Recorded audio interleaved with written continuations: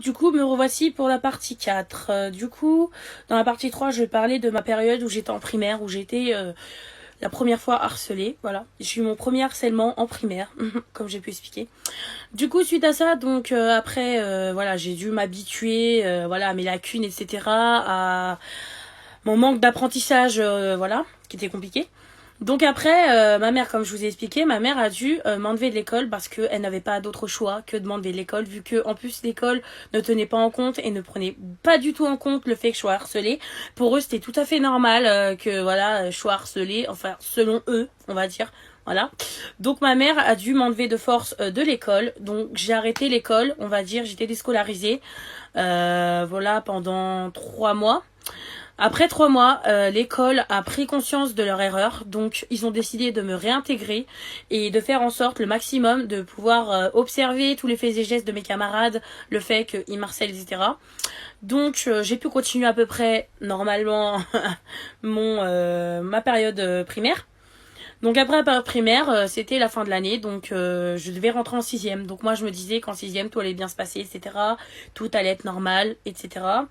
Donc j'avais très hâte de rentrer en sixième, carrément tous les jours avant la rentrée, j'étais comme ça en train de regarder ma mère, en train de dire maman, je rentre en sixième, etc. J'étais trop contente, vous voyez, j'étais heureuse. Donc du coup le premier jour quand je suis rentrée en sixième, au début tout allait bien. Tout se passait très bien. Quelques mois s'écoulèrent et en fait là j'ai commencé à avoir des problèmes avec mes camarades. Donc en gros mes camarades commençaient à m'harceler encore une fois, ils me jugeaient parce que j'étais différente, n'aimaient pas du tout, soi-disant pour eux j'étais pas du tout adaptée à eux, on va dire. Donc j'ai été très très très jugée, très très très rejetée. Il y a beaucoup de moqueries. Pareil aussi les profs là-bas, alors aucune chose de différence, c'est-à-dire que c'était comme au début quand l'école croyait que j'étais j'avais totalement raison de me faire harceler.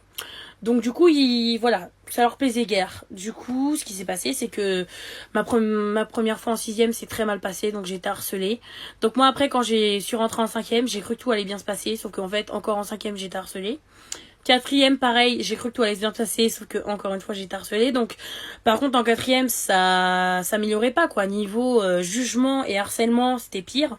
Donc en fait, il y a un jour aussi, je voulais vous parler de ça, c'est qu'un jour j'étais en sport et en fait j'avais l'habitude de me changer, c'est-à-dire de prendre une tenue de rechange et une tenue quand je fais du sport. Du coup, résultat, les camarades de ma classe ont fait se sont moqués de moi. Donc ils ont pris mes affaires, ils les ont mis dans les douches et ils ont tout trempé. Du coup, voilà, partie 5.